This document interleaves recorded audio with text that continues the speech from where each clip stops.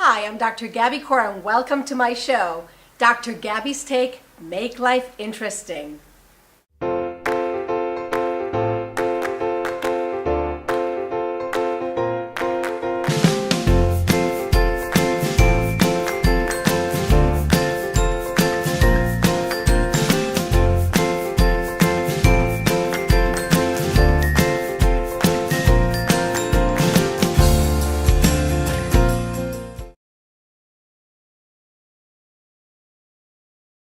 Was there a time in which things or life was not as clear to you? Mm-hmm. Well, I'm going to tell you a story that kind of surprises people, and I normally don't share this. I was such a loser up until I was a freshman in college. And I was born premature. My mom tells the story that they thought I was either slow or ADD or even one point autistic.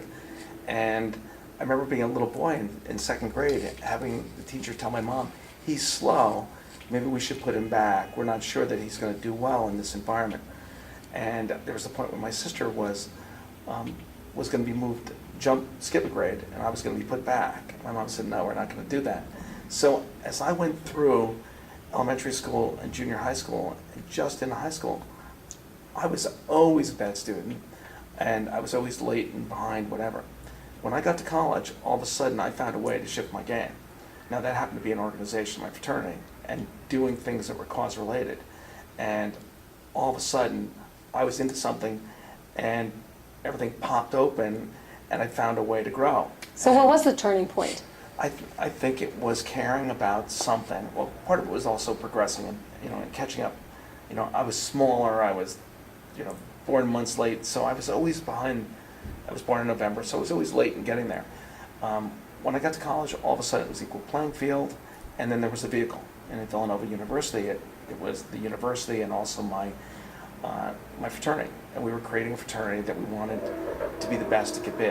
And that was something I believed in. And I went from being a follower to being a leader who really cared.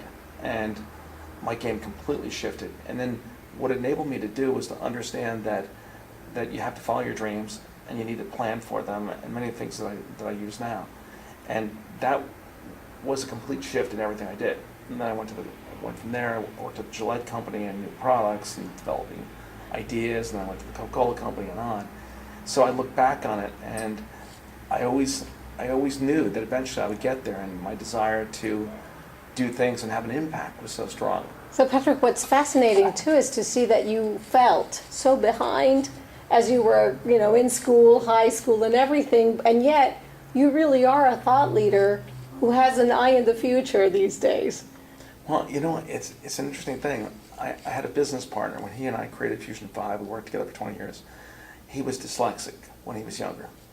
And when we built Fusion 5 with 100 people, it was 100 of the most passionate, brightest, innovative marketers. They weren't, and many of them had MBAs, whatever, but it was more a drive inside them. And if you went back on most of them, you'd find that they had some kind of challenge, right? And Steve Jobs was the same way. Steve Jobs was really challenged. He was adopted, but he really had a tough time, right? So there is something to being challenged when you're young. It sets up drive and desire and ability to think or be adaptive. Different can be good. Yeah. In very many ways. And the other interesting thing is for that creativity to come into play, for that innovation, but you also have this other aspect about yourself, which is you get things done. You are able to ground and get things in a very concrete way. So it's not just the creativity about wanting to paint a beautiful painting, but also getting it done. That it looks like that's really crystallized all your work throughout all these years. Yeah, what I found is that there are a lot of people who keep it all up here and it's very theoretical, and I'm a driver. I take it from the strategy and idea and drive it to the marketplace. And I had a client who was the top guy at Daimler Chrysler, and he had his CEO coach do a 360 on all of his key pillars, and they were all internal, right? And I was the one that was outside. And I sat down with the CEO coach, and she wanted to know about him, but she was also gauging his pillars. And I realized that. I was like, wow, this is really interesting. So she became my CEO coach after that. And she taught me an interesting thing. She said, Patrick, there are different people, different approaches, that some people do one thing and they do it perfectly, and they take it out to fruition. Other people are multilinear and they have a couple things going on. Then there are also mega matrix and matrix thinkers, where you've got 16 things going on. I'm mega matrix with like 64 going on at all times.